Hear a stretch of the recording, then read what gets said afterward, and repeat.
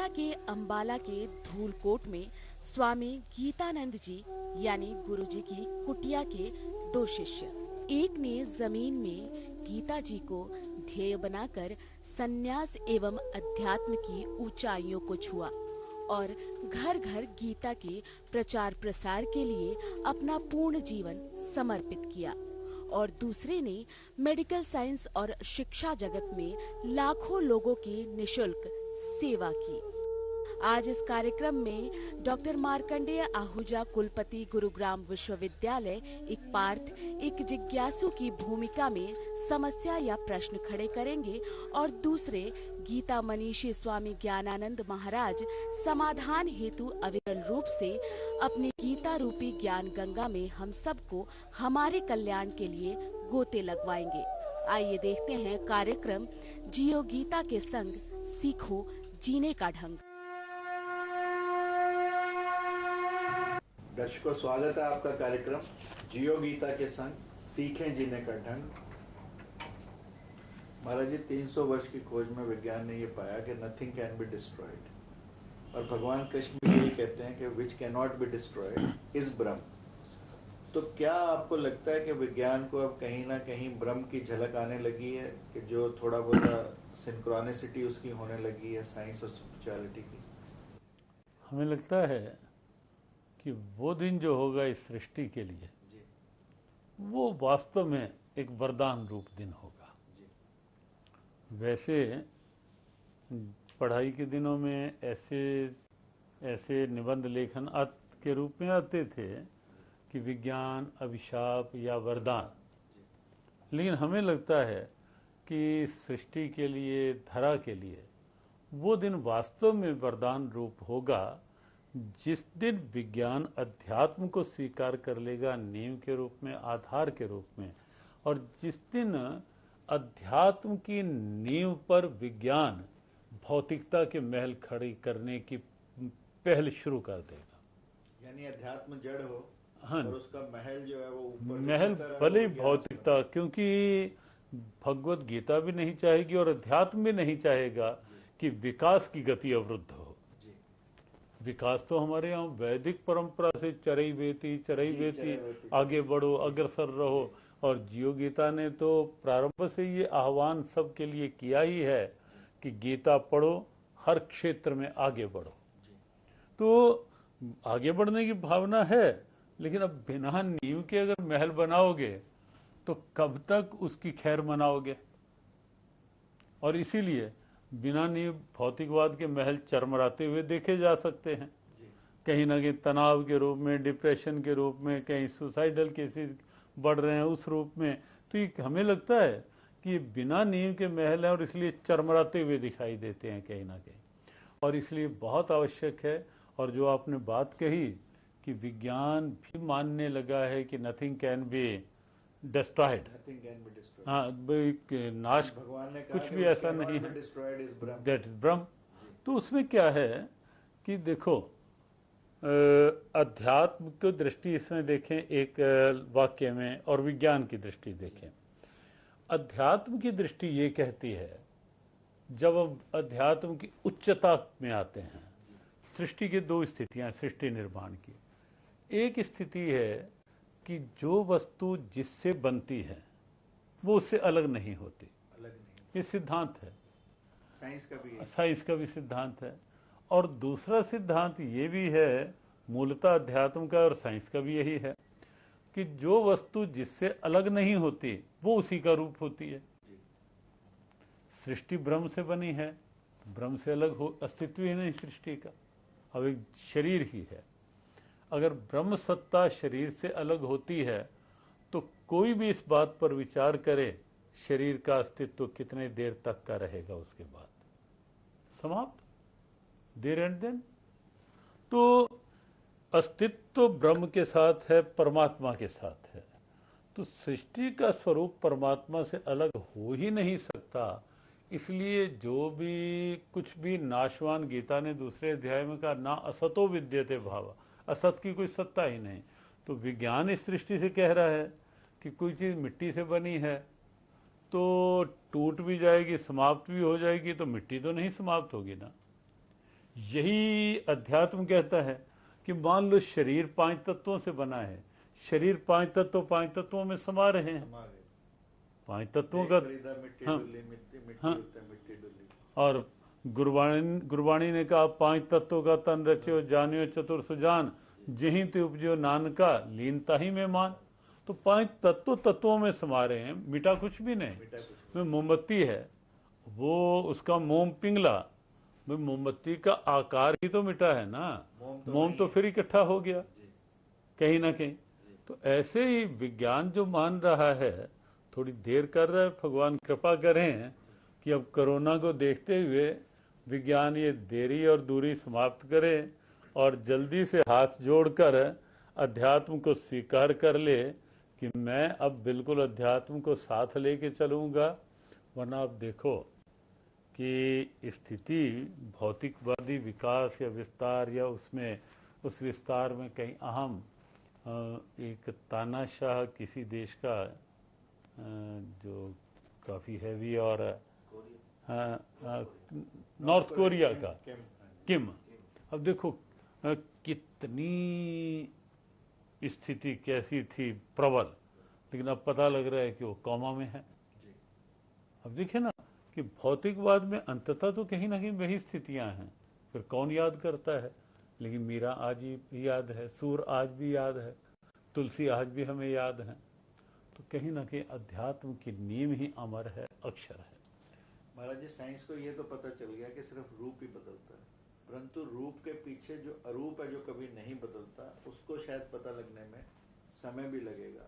हमें ये तो दिखाई देता है कि पानी से भाप बनी, परंतु कोई ना कोई गैप या कोई ना कोई इंटरवल ऐसा भी होगा जब पानी पानी नहीं होगा और भाप भाप नहीं होगी। शायद साइंस अब उसको पकड़ने का प्रयास करेगी।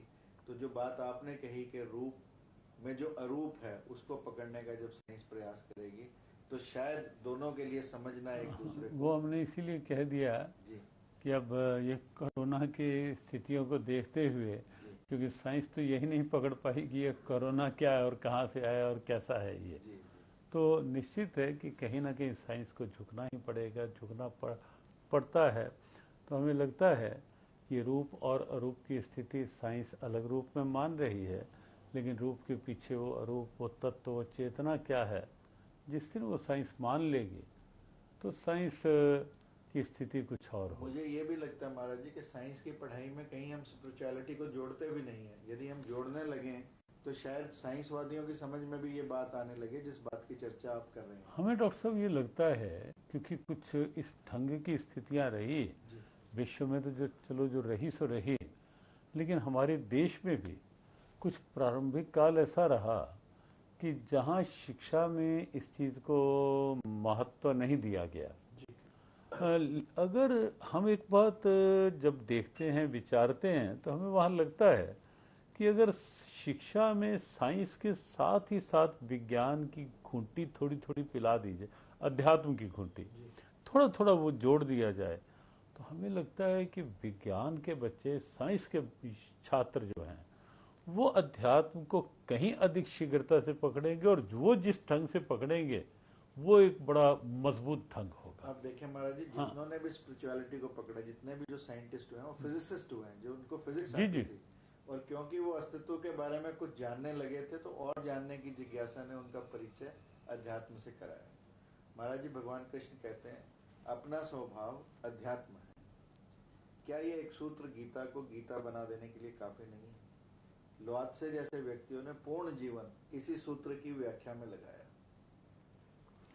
वास्तव में हमें भगवत गीता के अत्यंत दिव्य भावों में ये एक भाव लगता है, अर्जुन का यह प्रश्न और भगवान कृष्ण का उत्तर देने का जो भाव है। और अर्जुन ने पूछा किम तद अध्यात्म, किम अध्यात्म, उन्होंने कहा अध्यात्म क्या है? भगवान कृष्ण ने बड़ी सहजता में कह दिया स्वभाव अध्यात्म उच्यते, कि स्वभाव ही अध्यात्म कहा जाता है। इतने गहरे अर्थ हैं इस शब्द के कि किसी को ये समझना हो कि भारतीय अध्यात्म, इंडियन स्पिरिचुअलिटी है क्या, तो इस एक शब्द की गहराई से समझ सकते हैं। जी बिल्कुल। और किसी को अपनी भूल का सुधार करना हो तो भी ये शब्द है। क्योंकि प्राय देखेंगे आप समाज में कि हम लोग यही मान लेते हैं कि मैं यदि कुछ माला कर रहा हूँ तो मैं बहुत बड़ा आध्यात्मिक धार्मिक हूँ। मैं यदि रोज दर्शन करके आ रहा हूँ तो मैं आध्यात्मिक बन गया। मैं यदि कुछ यज्ञ दान कर रहा हूँ तो मैं आध्यात्मिक बन गया। तो गीता कहती है कि ये सब अध्यात्म के पड़ाव हैं। जैसे कबीर ने भी कहा, पोथी पढ़ जग मुआ, पंडित भयानक। हाँ, बड़ी सीधी बात कही। ये अध्यात्म के पड़ाव हैं, पढ़ना अच्छी बात है, कुछ प्रेरणा मिलेगी, लेकिन अध्यात्म का तत्व जो है वो स्वभाव है। महाभारत में जब यक्ष ने प्रश्न किए तो वहां युधिष्ठिर से यक्ष एक प्रश्न करते हैं, का पंथा, पंथ क्या है? तो वहां ये नहीं कहा गया जैसे आज ढेरों पंथ शुरू हो गए। तो वहां तो एक ही बात युधिष्ठिर धर्मराज ने कही, का धर्मस्य तत्वम निहितम गुहायाम।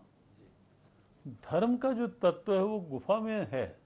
और गुफा क्या है? अपने अंदर की। उसको प्रकट कर लेना। और वो प्रकट कौन करवाएंगे? महाजनो येन गता सा पंथा। वो महाजन अर्थात महापुरुष, जो पहले से कहीं अंदर की गुफा में जिन्होंने कहीं ना कहीं निहार के देख लिया है, जो उस राह के पंथी हो चुके हैं, तो वो बताएंगे कि ये पंथ, ये चलने योग्य पंथ है। क्यों कहा कि निहितम गुहा, या अंदर की। तो स्वभाव अंदर है। इसके दो अर्थ हैं। एक अर्थ तो ये है कि अध्यात्म वस्तुतः परमात्मा का ही स्वरूप है, और परमात्मा वो तत्व है, या यूं कहो कि अध्यात्म ही वो तत्व है जिसके बिना अस्तित्व ही नहीं। इसको वैज्ञानिक दृष्टि से समझें तो हम ऐसे समझ सकते हैं, किसी भी वस्तु का स्वभाव जो होता है वो होता है जिसके बिना उसका अस्तित्व ही प्रश्नों में आ जाए, वो उसका स्वभाव है। जैसे आप देखें, अग्नि का स्वभाव उष्णता है। अग्नि को हम ये कहें, हाँ, प्रहलाद जैसों के लिए भगवान कृपा करके कर दे, वो एक एक्सेप्शनल भक्ति का एक दिव्य अपवाद है, लेकिन प्राय अग्नि का स्वभाव गर्म होगा। कोई ये कहे कि अग्नि की गर्मी निकाल दो तो अग्नि ही क्या रहे। ऐसे पानी का स्वभाव शीतलता है, तो उससे अलग नहीं होगा। एक बार जब उन्होंने कहीं कहा तो किसी ने कहा कि नहीं, पानी गर्म भी तो होता है। हमने कहा स्वभाव गर्म नहीं है पानी का, वो अग्नि के स्वभाव को पानी ने अपने ऊपर ले लिया। वो भले ही गीजर के माध्यम से ले लिया, आर्टिफिशियल उससे लिया हो, भले ही सीधा सूर्य का ताप अपने में ले लिया हो, तो अग्नि का स्वभाव अपने में ले लिया होगा तो पानी गर्म हुआ होगा। आंच से कुछ समय अलग रखो पानी को, फिर अपने स्वभाव में आ जाएगा। तो मनुष्य का स्वभाव तो अध्यात्म ही है, उसी में मनुष्य का आनंद है, उसी में जीवन जीने का ढंग है, जीवन का आधार है। कई बार ये कहा जाता है कि इसका स्वभाव बड़ा क्रोधी स्वभाव, बड़ा ईर्ष्यालु स्वभाव का व्यक्ति, बड़ा लालची स्वभाव का है, तो ये प्राय कह दिया जाता है। तो वहां कैसे संगति बिठाएं? वस्तुतः स्वभाव नहीं है, वो आरोपित स्थितियां हैं। क्रोध स्वभाव, जैसे पानी में गर्मी जो है वो आरोपित है अग्नि की, ऐसे ही क्रोध आरोपित है हमारी ऊर्जा में। हमारी ऊर्जा तो स्वाभाविक शीतल, शांत, सम, आनंदमय स्वरूप है मनुष्य मात्र का। तो उस स्वरूप में हमें रहना वो अध्यात्म है।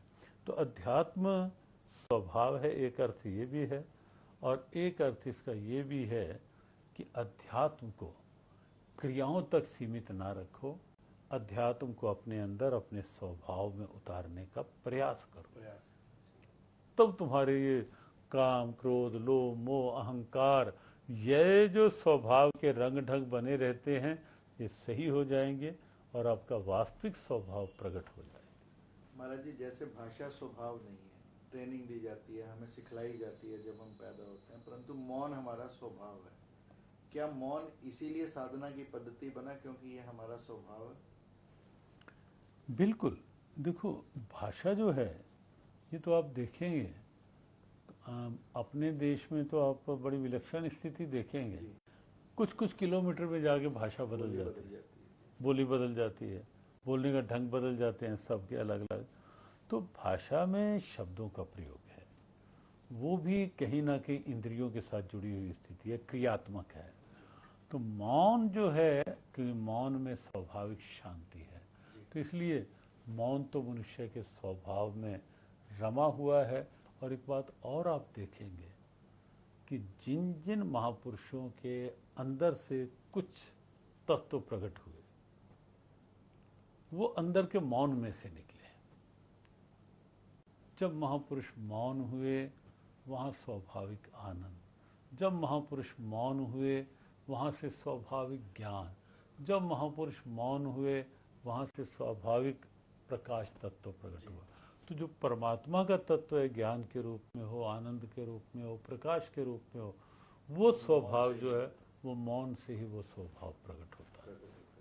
और महाराज जी, क्या इसलिए भाषा तोड़ती है और मौन जोड़ता है? हाँ, बिल्कुल सत्य है। आम भाषा में भी आप देखेंगे, व्यवहार में, कि जब किसी की भाषा कुछ कड़वी होने लगती है, कड़वाहट आ जाती है, तो उससे यही कहा जाता है, या बहुत गुस्से में कोई होता है तो उससे ये कहा जाता है कि थोड़ी देर इसको चुप बिठाओ। कि चुप बैठेगा तो इसको फिर से ध्यान आएगा। चुप्पी में, मौन में कहीं ना कहीं वास्तविकता अंदर की ध्यान आती है। और इसीलिए क्रोधी व्यक्ति भी 2-4 मिनट अगर अलग बैठ के सोच लेगा तो अंदर से जरूर उसकी चेतना उसे झकझोरेगी कि तू क्यों व्यर्थ में इस धरातल पे उलझा। शायद एंगर मैनेजमेंट में वो सिखाते ही यही कि थोड़ी देर इसे टालने का प्रयास करो, कुछ देर इसको अलग रखो, अकेला रखो, ताकि अकेला रहे और चुप रहे, तो उस चुप्पी में अंदर की स्वभाव प्रकट हो। महाराज जी, क्या स्वभाव का अर्थ है? जो मैं हूँ, बिना बनाया, असृष्ट, अनिर्मित, अनियोजित, वही मैं हूँ। जो उसे जान ले वही ब्रह्म को जान लेता है। क्या इसीलिए अध्यात्म ब्रह्म को जानने का विज्ञान है? देखो, जो मैं हूँ, अगर हम केवल बाहरी स्थितियों में देखें, या फिर वही बात जो आएगी, विज्ञान की स्थितियां जो भौतिकवादी बनी उनके रूप में देखें, तो वहाँ आपको लगेगा कि भौतिकवादी स्थितियों ने तो ये मनुष्य को सिखा दिया, या ऐसा ही जीना सिखा दिया कि बस ये शरीर का ढांचा ही मैं हूँ। तो मनुष्य को उसकी वस्तु स्थिति के बारे में जानकारी होने ही नहीं दी कि मैं क्या हूँ। तो ये स्थिति तो अध्यात्म के द्वारा ही पता चलती है कि जब अध्यात्म मुखरित होने लगता है, अध्यात्म के सही तत्व मुखरित होता है स्वभाव में उतर करके, तब मनुष्य वास्तविकता में ये समझना शुरू करता है, समझ पाता है कि वास्तव में मैं कौन हूँ, मैं केवल ये नहीं हूँ। और तब लगता है कि प्रारंभ में मैं तो उस परमात्मा का अंश हूँ, मैं उसी का हूँ। और धीरे धीरे फिर वो स्थिति आ जाती है कि जहाँ ब्रह्म और जीव, जीवो ब्रह्मैव न अपरा, जीव और ब्रह्म का ऐक्य स्वभाव में उतर आता है, अनुभव होने लगता है।